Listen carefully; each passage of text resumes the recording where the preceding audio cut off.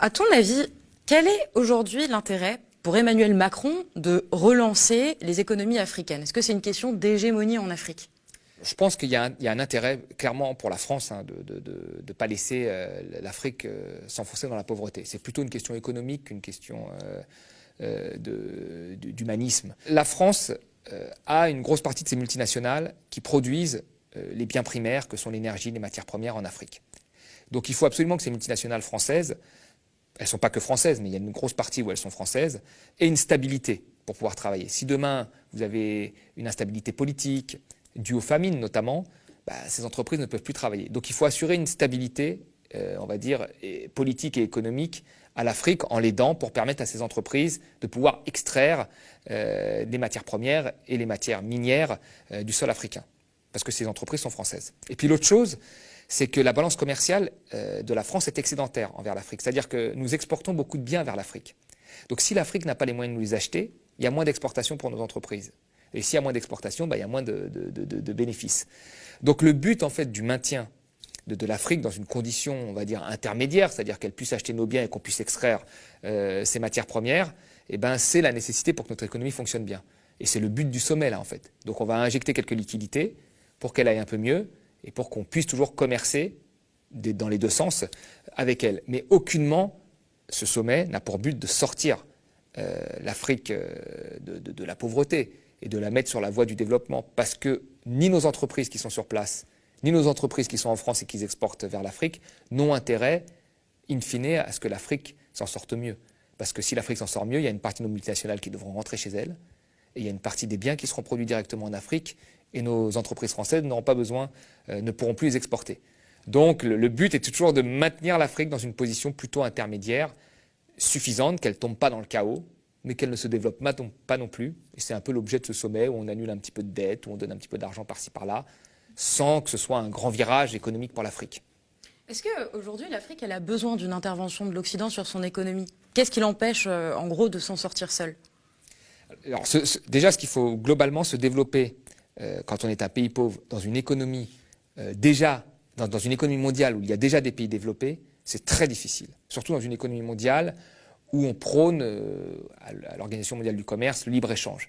C'est-à-dire qu'on ne peut pas vous apprendre à fabriquer des voitures si vous avez juste acheté des voitures à l'étranger. On ne peut pas vous apprendre à fabriquer, je ne sais pas moi, un bien produit fini quand il peut être produit ailleurs. Et donc ça met en fait tous ces pays dans une trappe à sous-développement. Ça, c'est une réalité. Donc c'est très difficile pour ces pays de se développer. Mais nous avons vu quand même ces derniers temps un certain nombre de pays qui étaient très pauvres, qui ont réussi à prendre la voie de l'émergence. Et elle s'est toujours fait en ayant une politique plus agressive que celle qui est faite en Afrique. Le Vietnam, par exemple, avait une politique, quand c'était un pays pauvre, très agressive.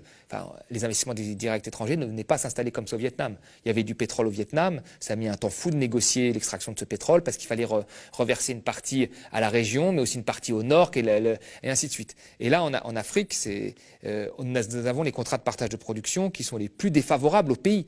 Donc il y a un problème quand même d'agressivité des dirigeants africains dans la négociation de l'extraction minière. Et puis après, il y a toute la question du financement et des plans d'ajustement structurel du FMI dont on va parler, qu'ont subi l'Afrique. L'Afrique a été un véritable laboratoire des politiques d'ajustement structurel du FMI avec des conséquences très négatives sur la lutte contre la pauvreté. Alors justement, en parlant du FMI, un membre de la diplomatie française a déclaré que, a priori, le FMI pourrait débloquer 34 milliards de dollars en droits de tirage spéciaux. Alors déjà, qu'est-ce que c'est exactement que les droits de tirage spéciaux et est-ce que ça annonce un plan de relance sur le continent africain? Alors les droits de tirage spéciaux, c'est une monnaie du FMI qu'on met à disposition des pays, voilà, pour leur balance des paiements, alors soit pour stabiliser leur monnaie, leur politique monétaire parfois, soit pour acheter des importations. Mais il ne faut pas penser que c'est de l'argent qui est donné gratuitement. Le FMI ne donne jamais de l'argent gratuitement, il faut l'avoir en tête. Le FMI a des objectifs politiques qui est de libéraliser l'économie. Donc cet argent est donné, mais souvent il est donné en échange de réformes à effectuer. Et les réformes, on les connaît. Ce sont des réformes, privatisation, etc. Et quand je disais que l'Afrique était le laboratoire des politiques libérales du FMI, il faut bien comprendre que je crois qu'il n'y a jamais eu autant de pays qui ont subi les politiques d'ajustement structurel du FMI que nous avons découvert en Europe avec la Grèce notamment dont nous connaissons aujourd'hui les effets pour les Grecs. Les pays africains ont subi massivement ce type de politique. Et quand on regarde les résultats de ces politiques, on nous dit tout le temps, oui, mais ça n'a pas marché en Afrique pour des raisons autres que économiques. On nous dit c'est le climat, on nous dit c'est les guerres ethniques, on nous raconte plein de choses sur l'Afrique, mais on ne nous raconte jamais que ces politiques n'ont pas marché parce que c'est des politiques qui ne fonctionnent pas.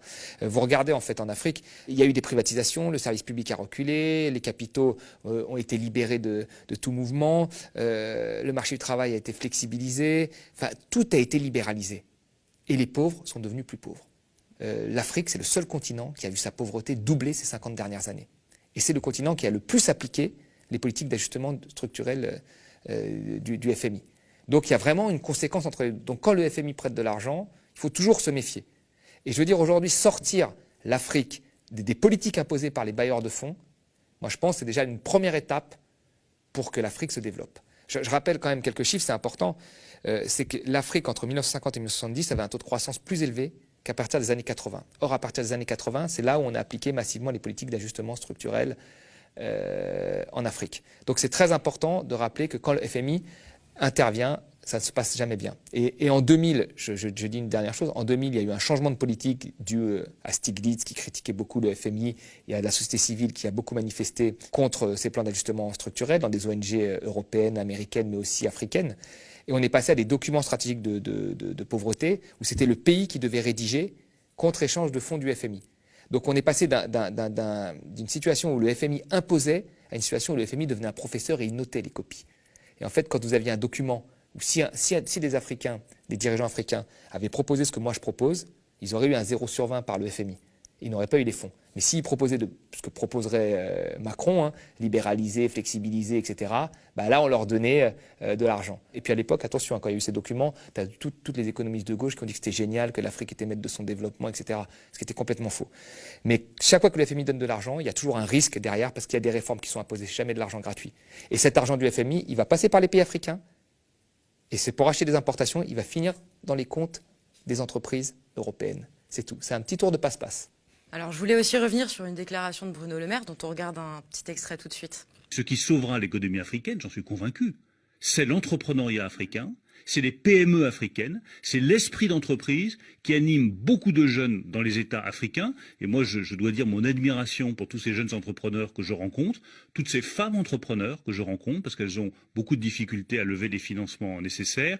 C'est cet esprit d'initiative et d'entreprise que nous voulons soutenir. Alors, pour Bruno Le Maire, les économies africaines sont un atout majeur et la jeunesse est habitée par l'envie d'entreprendre. Est-ce que le mythe de la Startup Nation, le mythe du business angel, est-ce que c'est vraiment ce qui habite l'Afrique? Et ces propos, est-ce qu'ils illustrent une vraie réalité? Là, on est toujours dans le même mythe, le mythe de l'esprit d'entreprise. En fait, si les Africains réussissent pas, c'est parce qu'ils n'ont pas l'esprit d'entreprise. Alors que nous, on l'a beaucoup en France et en Europe. C'est un peu ça. Alors ça montre une vraie méconnaissance, moi je trouve, des problèmes de l'Afrique et de l'Afrique en général. Alors, il a raison quand il dit qu'il y a beaucoup d'entrepreneurs en Afrique, mais il n'y a que ça. Tout le monde est entrepreneur de soi-même, c'est des entrepreneurs de survie. Vous avez des pays où 70% de la population vivent en auto-entrepreneur quasiment. C'est-à-dire que c'est des petits entrepreneurs de la vie quotidienne. Vous savez, quand vous avez des défaillances des institutions, des défaillances de marché, vous les comblez avec une forme d'entrepreneuriat privé de survie. C'est-à-dire que vous allez dans une administration, vous faites 3 heures de queue. Ben, vous avez des gens qui sont des gens qui se font payer pour faire la queue à votre place. C'est leur métier. Ils ont monté cette entreprise, ils disent tiens, il y a un problème, une défaillance, on attend 3 heures pour faire la queue. Moi, je vais créer mon entreprise, je fais la queue à ta place, tu me donnes de l'argent. Et donc tu fais la queue, l'autre il va au café, voilà. Vous avez des gens qui sont en même temps fonctionnaires, mais comme l'État a des retards de paiement parfois, ben, ils montent leur petite entreprise pour faire du café devant le fond. Enfin, tous, ce sont des auto-entrepreneurs. Vous avez tous les métiers possibles, inimaginables qui ont été inventés en Afrique. Donc les gens, ce sont des entrepreneurs nés, beaucoup plus qu'en France. Ça, il faut dire la vérité. Le Bénin, par exemple, 70%, ce sont des auto-entrepreneurs. En France, les auto-entrepreneurs, c'est 5-6% à peine. Je veux dire, 50% de la population française, elle bosse dans des grandes entreprises intermédiaires de plus de 250 salariés. Donc l'Afrique, elle n'a pas besoin d'entrepreneurs. Elle en a déjà plein. Elle a besoin surtout d'industrie. C'est hyper paternaliste en plus de qualifier ces personnes qui survivent en tentant de pallier les défaillances du système de business angel ou d'auto-entrepreneur ou quoi que ce soit. Enfin, c'est différent d'un auto-entrepreneur français. Bah, bien sûr, là, il y a un mythe du super-héros entrepreneur qui pourrait réussir seul.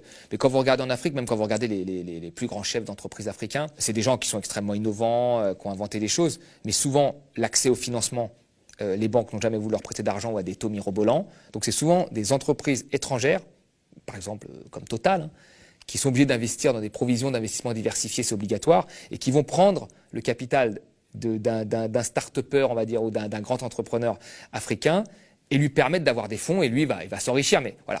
Et vous avez après toute cette petite, tout le reste de la population qui est un entrepreneuriat de survie. Mais aujourd'hui, ce qui manque à l'Afrique, quand on regarde, l'Afrique, la plupart des biens qu'elle produit et qu'elle exporte, ce sont des biens primaires, c'est-à-dire des matières premières, de l'énergie. Et ces matières premières, cette énergie, elle n'arrive même pas à le transformer sur place. C'est-à-dire que par exemple, un pays comme le Congo, il exporte du pétrole, le pétrole est transformé en essence en France, et elle importe de l'essence. Alors elle pourrait transformer son pétrole en essence chez elle. Donc là, elle aurait une industrie qui permettrait d'employer des Congolais, voilà, et de transformer un produit qui vient de chez elle. Et bien, il n'y a même pas ça. Mais ça, personne n'en parlera, parce qu'à qui ça profite de transformer? Ça profite aux industries européennes. Donc personne ne dira, le problème de l'Afrique, c'est le franc CFA. Enfin, j'ai jamais vu, moi, un pays qui n'ait pas sa propre monnaie, qui ne soit pas souverain de sa propre monnaie. Quand un étudiant, quand Macron était en visite en Afrique, qu'il a tutoyé un président qui allait comme ça en disant qu'il allait réparer la clim, on s'en souvient, ça, en le tutoyant, reste ici, tu vas réparer la clim. Soit dit en passant, quelqu'un qui a vécu en Afrique sait qu'il y a quand même un respect des anciens qui est un peu plus élevé, on va dire, que chez nous. Après, un étudiant lui a posé, trié sur le volet, parce que les étudiants étaient triés sur le volet. Dehors, ils manifestaient, dedans, ils devaient être avec Macron. Et ceux qui étaient dedans, il y en a un qui a eu le courage de poser cette question du franc CFA et de la souveraineté monétaire. Macron, il dit, est-ce qu'il y a un économiste dans la salle? Il dit ça, genre le franc CFA, de ne pas être souverain de sa monnaie, c'est génial. Bah, allez dire ça à la Chine, au Vietnam, vous allez voir comment ils vont vous répondre, ou à l'Amérique du Sud, vous allez voir. Enfin, la politique monétaire, c'est la base. Hein. Donc ça, on n'en parlera jamais.